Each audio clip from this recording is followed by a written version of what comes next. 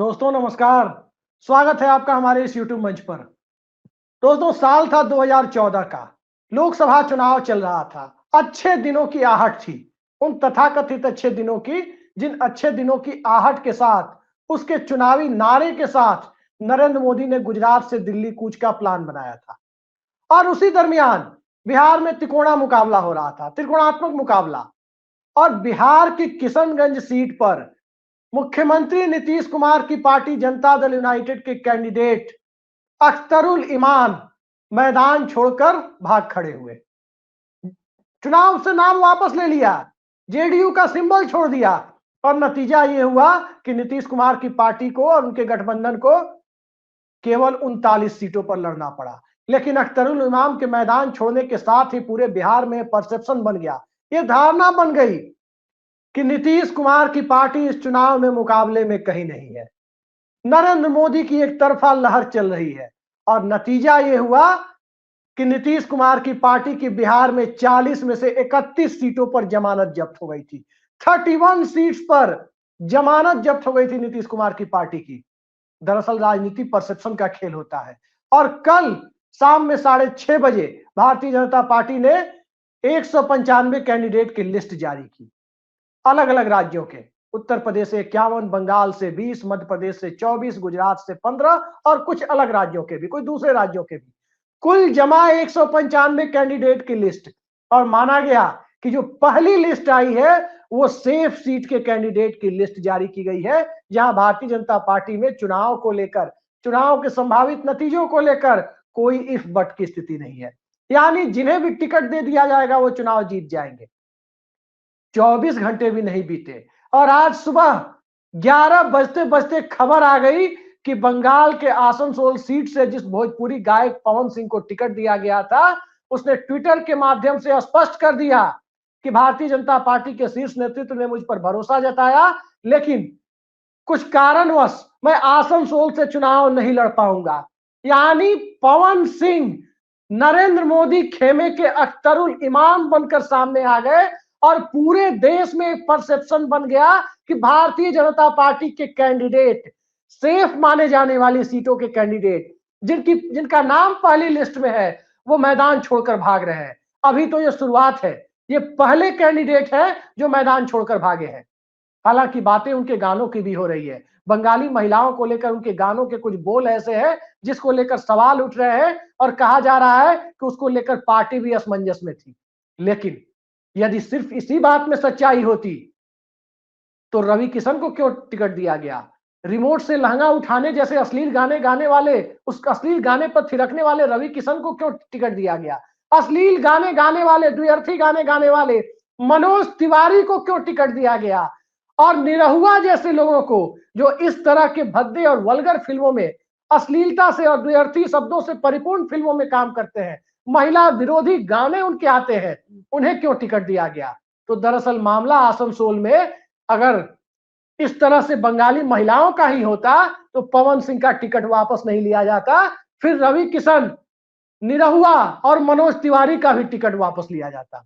मामला ये नहीं है, मामले की हकीकत में यही है कि कुछ कारण तो ये जरूर है कि भारतीय जनता पार्टी असहज हो रही थी, लेकिन हकीकत यही है कि लगभग 3 लाख वोटों से वहां शत्रुघ्न सिन्हा चुनाव जीते थे। और शत्रुघ्न सिन्हा का बॉलीवुड में जो कद है, शत्रुघ्न सिन्हा की जो पैन इंडिया पहचान है, और शत्रुघ्न सिन्हा की जो आइडेंटिटी किसी भी राज्य के वोटर के साथ मिक्सअप हो जाती है, और बंगाल के जो हालात हैं उसमें पवन सिंह को टिकट देने के साथ ये मैसेज भी जा रहा था कि पश्चिम बंगाल में भारतीय जनता पार्टी शांतिपूर्ण ढंग से चुनाव में समर्पण करने जा रही है। पवन सिंह को भी लग गया कि इस चुनावी बिसात पर आसनसोल में उनकी दाल नहीं गलने वाली है। आसनसोल में हो सकता था उनकी जमानत जब्त हो जाए, लिहाजा पवन सिंह ने पहले ही हालात को भांपकर टिकट वापस करना मंजूर किया। भारतीय जनता पार्टी 370 का नारा दे रही है। प्रधानमंत्री नरेंद्र मोदी कह रहे हैं कि 370 सीटें भाजपा की और 3 दर्जन से ज्यादा सहयोगी दल मिलकर भी 30 सीटें और लाएंगे, यानी 400 पार का नारा नरेंद्र मोदी दे रहे हैं। लेकिन 400 पार की हकीकत यह है कि भारतीय जनता पार्टी ने 75 साल की जो सीलिंग, अघोषित सीलिंग लगा रखी थी, लाल कृष्ण आडवाणी और मुरली मनोहर जोशी के टिकट भी पिछली बार काटे गए थे, इस बार वो साफ साफ दिखाई दिया कि 75 पार कर चुकी हेमा मालिनी को टिकट दिया गया है। राजनाथ सिंह जो 75 के करीब पहुंच रहे हैं उन्हें टिकट दिया गया है। महेंद्र नाथ पांडे को टिकट दिया गया है। और इसके साथ साथ चर्चा है कि बिहार भाजपा में भी बुजुर्गों को टिकट दिया जाएगा, महाराष्ट्र में भी टिकट दिया जाएगा।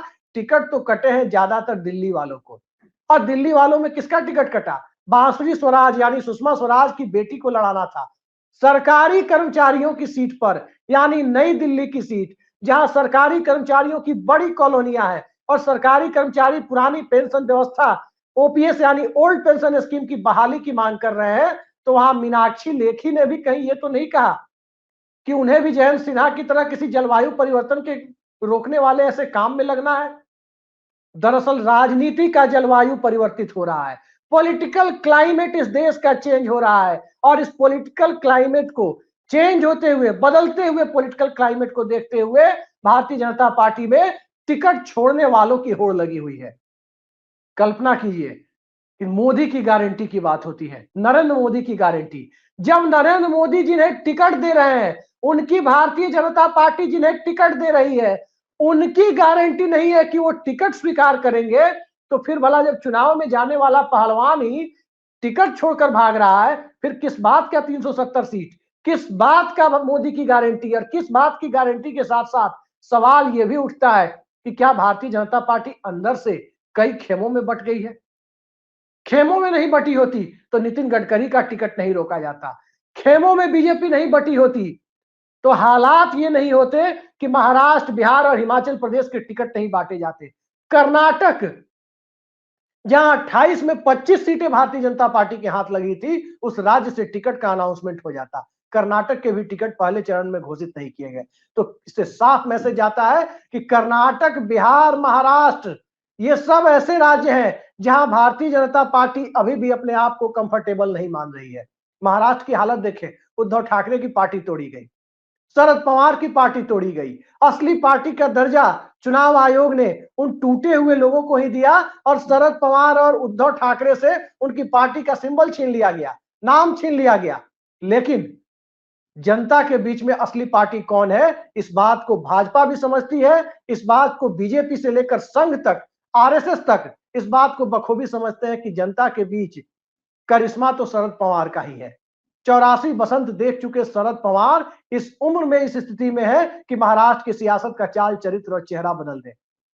विदर्भ की स्थिति यह है कि कांग्रेस पार्टी को 1.5 दर्जन के करीब सीटें महाराष्ट्र में दी जा रही है और ज्यादातर सीटें विदर्भ में दी जा रही है।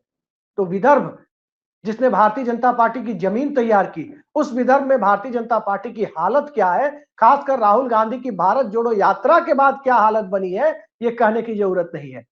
क्योंकि विदर्भ में कांग्रेस पार्टी को स्वेच्छा से शरद पवार और उद्धव ठाकरे सीटें दे रहे हैं, तो अंदाजा लगा लीजिए कि भारतीय जनता पार्टी के बहुत बड़े किले में सेंध लग चुकी है। और सेंध एक जगह नहीं लगी है, सेंध बिहार में भी लगी है। नीतीश कुमार के बूते कुछ सीटें आ जाए, नीतीश कुमार भारतीय जनता पार्टी के सहयोग से अपनी कुछ सीटें बचा ले, इस बात की संभावना तो है। लेकिन लोकसभा के साथ विधानसभा चुनाव यदि बिहार में नहीं हुआ, तो जो हालात है, उन हालात में नीतीश कुमार को साथ लाने का जो पूरा फायदा है, जो भारतीय जनता पार्टी उठाना चाहती है, वो 2019 की तरह नहीं होने वाला है। 2019 में नीतीश कुमार थे, उद्धव ठाकरे थे बीजेपी के साथ, तो साथ साथ बालाकोट की सर्जिकल स्ट्राइक का इंपैक्ट भी था। लेकिन अब पुलवामा कांड को लेकर जिस प्रकार से रहस्य उद्घाटन सतपाल मलिक ने किया, उस वक्त के कश्मीर के राज्यपाल ने, वो साफ जाहिर करता है कि परिस्थितियां एक अलग दायरे में है और भारतीय जनता पार्टी उस दायरे को तोड़ने की स्थिति में फिलहाल खुद को नहीं पा रही है। नरेंद्र मोदी का चेहरा अब वोटर के बीच में करिश्मे की पहचान नहीं रहा। नरेंद्र मोदी का चेहरा 2014 जैसे ही वोटर के बीच में उत्साह जगाने की परिस्थितियों को निर्मित नहीं कर रहा। और नरेंद्र मोदी का चेहरा मौजूदा दौर में जनहित से ज्यादा कॉर्पोरेट हित के साथ, कॉर्पोरेट के इंटरेस्ट के साथ, कॉर्पोरेट के हित के साथ जुड़ता हुआ नजर आ रहा है। और जुड़े भी क्यों ना, आप सबने देखा, बड़े दावे के साथ भाजपा वाले कहते हैं, शीर्ष पर बैठे हुए लोग कहते हैं कि इस देश में वीआईपी कल्चर खत्म कर दिया गया। लेकिन कल्पना कीजिए कि जामनगर के डिफेंस के एयरपोर्ट को, इंडियन एयरफोर्स के एयरपोर्ट को मुकेश अंबानी के परिवार में शादी हो रही है, भारत के बाहर से मेहमान आ रहे हैं, उस शादी के पहले एक सेलिब्रेशन जामनगर में चल रहा है। तो जामनगर के एयरपोर्ट को, डिफेंस के एयरपोर्ट को 10 दिनों के लिए अंतरराष्ट्रीय हवाई अड्डे का दर्जा दिया गया। टेम्पररी तौर पर, यानी अस्थायी तौर पर अंतरराष्ट्रीय हवाई अड्डा का दर्जा दिया गया। ये जनता को भी दिख रहा है कि मुकेश अंबानी के घर में फंक्शन होगा तो जामनगर जो डिफेंस का एयरपोर्ट है, तमाम तरह की गोपनीय भारत की रक्षा से जुड़ी हुई सूचनाएं वहां हो सकती हैं, और वहां पर अंतरराष्ट्रीय विमानों को उतरने की अनुमति देना, क्या यह भारत की सुरक्षा के साथ खिलवाड़ नहीं है?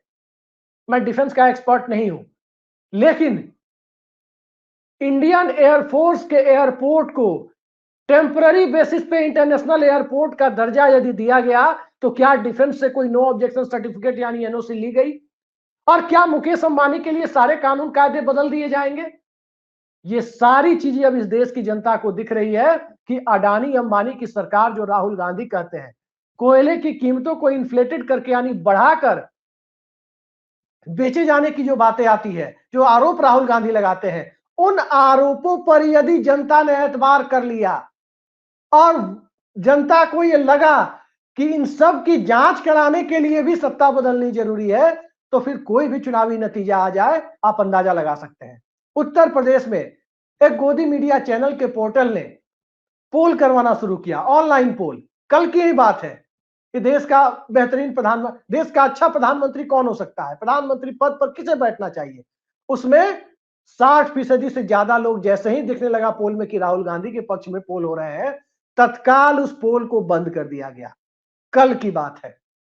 तो आप अंदाजा लगा सकते हैं कि माहौल कहां जाता हुआ दिख रहा है। जाति जनगणना का मुद्दा है, आरक्षण का मुद्दा है, और इसके साथ साथ अग्निवीर की बहाली का मुद्दा है, सरकारी नौकरियों का मुद्दा है। और इन सारे मुद्दों को लेकर आज इंडिया गठबंधन की पटना वाली रैली में जो एकजुटता दिखी है, उसमें अखिलेश यादव भी मौजूद थे, उसमें तेजस्वी यादव और लालू यादव मेजबान की भूमिका में थे। तो राहुल गांधी अपनी यात्रा को बीच में रोककर उस रैली के दरमियान पहुंचे हैं, और उस यात्रा से जो, उस रैली से जो संदेश दिया गया है, वो साफ जाहिर करता है कि नीतीश कुमार के साथ आने के बाद भी बिहार में वो परिस्थितियां नहीं है जिसमें भारतीय जनता पार्टी 40 में 39 सीटें जीत ले।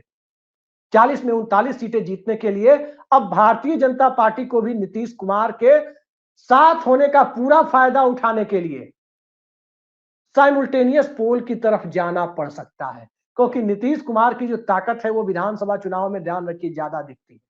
लोकसभा चुनाव में वो कैटलिस्ट की भूमिका में हो सकते हैं कि वो सीटें बढ़वा दे किसी की, लेकिन उनके पार्टी के कैडर के बीच, उनके वोटर्स के बीच जो धारणा है कि बीजेपी अपना काम निकाल लेगी, या फिर उनके वोटर्स के बड़े तबके के बीच तेजस्वी यादव की जो नौकरियों वाली अपील है, तेजस्वी यादव की जो एमवाई समीकरण से बाहर निकलने वाली जो छवि बन रही है, उससे भारतीय जनता पार्टी को भी लग रहा है कि नीतीश कुमार के साथ होने के बावजूद बिहार से सीटें नहीं मिलेंगी। उत्तर प्रदेश में योगी आदित्यनाथ के होने के बावजूद सीटें नहीं मिलेंगी, लेकिन सीटें मिले ना मिले ये अलग मुद्दा है। योगी आदित्यनाथ के चेहरे के बावजूद सीटें भारतीय जनता पार्टी की कम होगी, ये साफ साफ दिखाई दे रहा है। अब तक फर्क इतना है कि उत्तर प्रदेश से जिस वक्त हम आपसे मुखातिब है, उस वक्त तक किसी कैंडिडेट ने मैदान छोड़कर, टिकट छोड़कर भागने का ऐलान नहीं किया है। अब तक सिर्फ पवन सिंह ने किया है, लेकिन ये तो ट्रेलर है। पूरी फिल्म के लिए अभी आप देखते जाइए कि आखिर कौन सी परिस्थितियां हैं जिसमें वरुण गांधी को टिकट नहीं दिया गया, कौन सी परिस्थितियां हैं जिसमें वरुण गांधी की सीट पर कैंडिडेट का ऐलान अब तक नहीं हुआ, मेनका गांधी की सीट पर नहीं हुआ। इसके साथ साथ मध्य प्रदेश में शिवराज सिंह चौहान को टिकट देने से ही यह जाहिर हो जाता है कि भारतीय जनता पार्टी के पास अब नरेंद्र मोदी के चेहरे पर विनेबिलिटी सुनिश्चित करना, जीत की संभावना को सुनिश्चित करना, अब ये करिश्मा लगभग खत्म हो चुका है। चुनाव जीतने के लिए अब छत्रप चाहिए, और छत्रप कैसे चाहिए? शिवराज सिंह चौहान जैसे चाहिए। छत्रप कैसे चाहिए? मजबूत कैंडिडेट कैसे चाहिए? तो राजनाथ सिंह जैसे चाहिए। हेमा मालिनी जैसा ग्लैमर भी चाहिए चुनाव जीतने के लिए, तभी 75 पार की उम्र के बावजूद उन्हें टिकट दिया जा रहा है। अब सवाल इसके बीच यही उठता है कि भ्रष्टाचार का मुद्दा बीजेपी कैसे उठाएगी?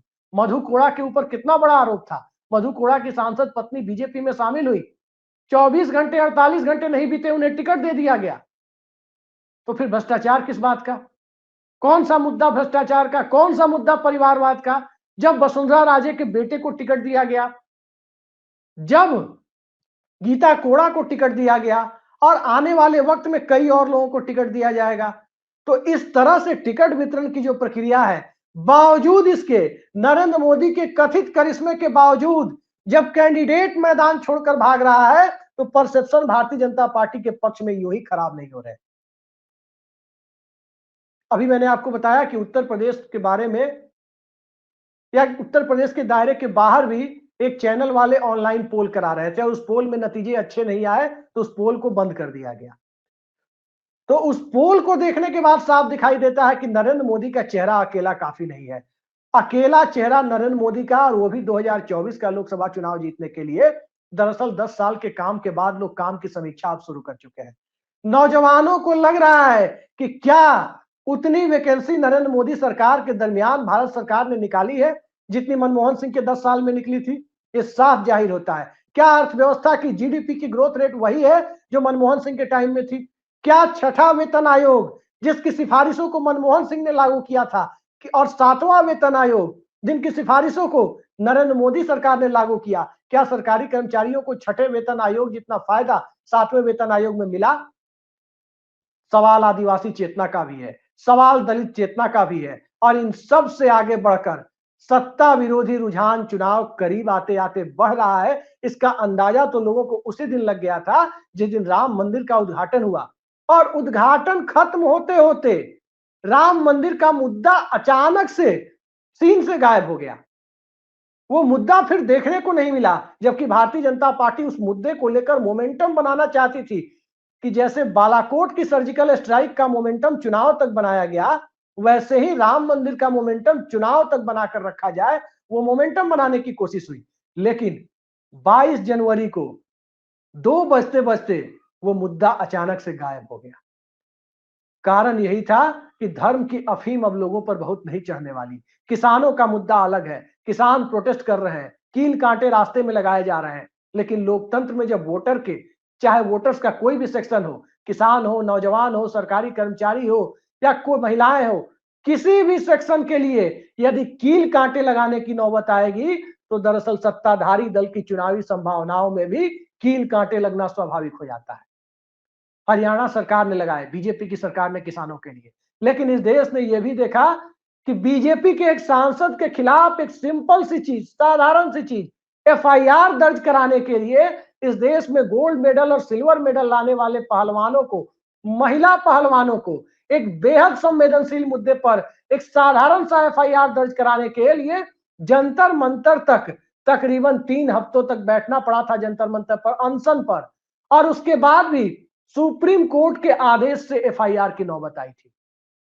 एक एफआईआर के लिए जब देश में सुप्रीम कोर्ट को ऑर्डर देने की जरूरत पड़ जाए तो आप अंदाजा लगा सकते हैं कि देश के वोटर्स के किसी भी सेक्शन में, नौजवान जहां वैकेंसी के लिए परेशान है, महिला जहां महिला सुरक्षा के लिए परेशान है, आम आदमी महंगाई से परेशान है, सरकारी कर्मचारी ओल्ड पेंशन स्कीम नहीं मिलने से परेशान है, किसान एमएसपी गारंटी नहीं मिलने से परेशान है, अग्निवीर की बहाली के लिए तैयारी करने वाले लोग या बहाल हो चुके लोग 4 साल के बाद क्या करेंगे उसको लेकर परेशान है। तो इस देश में खुश कौन है? नरेंद्र मोदी के शासनकाल में खुश कौन है? जिसे 5 किलो राशन दिया जाता है उसके घर के बच्चे भी पढ़ाई करते हैं, उसके घर के बच्चे भी अग्निवीर की स्कीम के लिए दौड़ते हैं सुबह शाम जाकर बहाल होने के लिए, और वो परमानेंट जॉब चाहते हैं, ना कि अग्निवीर जैसी स्कीम। राहुल गांधी तमाम वादे कर रहे हैं, मल्लिकार्जुन खड़गे तमाम वादे कर रहे हैं, दलित नेता को प्रधानमंत्री बनाने का मुद्दा सामने आ रहा है मल्लिकार्जुन खड़गे को, और इन सब के बीच कांग्रेस पार्टी कह रही है कि सत्ता में आते ही किसानों को एमएसपी की गारंटी का कानून दे देंगे। कांग्रेस पार्टी कह रही है कि ओल्ड पेंशन स्कीम दे देंगे। कांग्रेस पार्टी कह रही है अग्निवीर योजना को खत्म कर देंगे। कांग्रेस पार्टी कह रही है कि पेशा कानून को मुकम्मल तरीके से लागू करा देंगे। कांग्रेस पार्टी कह रही है कि जाति जनगणना करा देंगे। और इंडिया अलायंस के दल एकजुट होकर, नीतीश कुमार और जयंत चौधरी को यदि छोड़ दिया जाए तो इंडिया अलायंस के दल एकजुट होकर महाराष्ट्र से बिहार तक और यूपी से लेकर दूसरे राज्यों तक, बंगाल तक एकजुट है। तो इन परिस्थितियों में अभी आपने टिकट छोड़कर भागने का एक दिन में 24 घंटे से भी कम समय में एक ट्रेलर देखा है। और पूरी फिल्म अभी देखिए कि अभी टिकट छोड़कर भागने भागने वाले लोगों की तादाद और कितनी बढ़ती जाती है। और अंततः टिकट छोड़कर भागने वाले लोगों की तादाद के बीच कहीं ऐसा ना हो कि जो 3 दर्जन के करीब छोटी-छोटी पार्टियों को जुटा करके, अगर नीतीश कुमार की पार्टी छोड़ दें तो कोई बड़ी पार्टी दिखती नहीं है।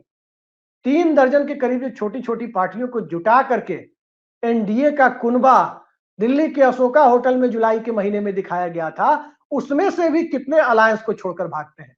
उपेंद्र कुशवाहा, चिराग पासवान, मुकेश सहनी, ऐसे कुछ नाम लिए जा रहे हैं कि एनडीए के साथ वो रहेंगे या नहीं रहेंगे। कल उसका सिर्फ ट्रेलर औरंगाबाद और बेगूसराय में दिखाया गया है, नरेंद्र मोदी और नीतीश कुमार के साझा कार्यक्रम में। तो साझा तो एक ही चलेगा, उसके बाद कौन सा साझा चलेगा वो देखने के लिए थोड़ा और इंतजार कीजिए। सबसे पहले इस बात का इंतजार कीजिए कि चुनाव आयोग चुनाव कार्यक्रम की घोषणा करता है, तो उस घोषणा के पहले और कितने लोक लुभावन वादे जनता के बीच में किए जाते हैं। अब जनता लोक लुभावन वादों पर चली आएगी, लगता नहीं है। किसान सम्मान निधि के 2000 रुपए, एक किस्त जो जाती है, 5 किलो राशन, दरअसल उसकी मियाद अब पूरी हो चुकी है। अब राशन पेट में जाने के बाद अब भाषण खिलाने के लिए जो चुनाव आ रहा है, उसके पहले अब लोग रोजी रोजगार और किसानी की बात कर रहे हैं। उत्तर प्रदेश के किसानों से बात होती है, वो कहते हैं कि 5 किलो राशन तो मिलता है, लेकिन आवारा पशुओं को जिस प्रकार से छुट्टा छोड़ दिया गया है, कोई लगाम नहीं है। 5 किलो के बदले तो 5 क्विंटल वो खा जाते हैं, चर जाते हैं, बर्बाद कर देते हैं। तो जनता भी कहीं ना कहीं परिस्थितियों को इस अंदाज में देख रही है कि 10 साल का शासनकाल, और उस शासनकाल में क्या सरकार ने काम किए और क्या सरकार के कारनामे रहे, उन सब के ऊपर आगामी लोकसभा चुनाव एक जनमत संग्रह की तरह, एक रेफरेंडम की तरह होने जा रहा है। और शायद इसी रेफरेंडम के डर से पवन सिंह ने, भोजपुरी गायक पवन सिंह ने अभी सिंबल वापसी का एक पहला अभियान छेड़ा है, श्री गणेश किया है। आगे आगे देखते जाइए, बहुत कुछ देखने को मिलेगा। फिलहाल के लिए इतना ही। नमस्कार।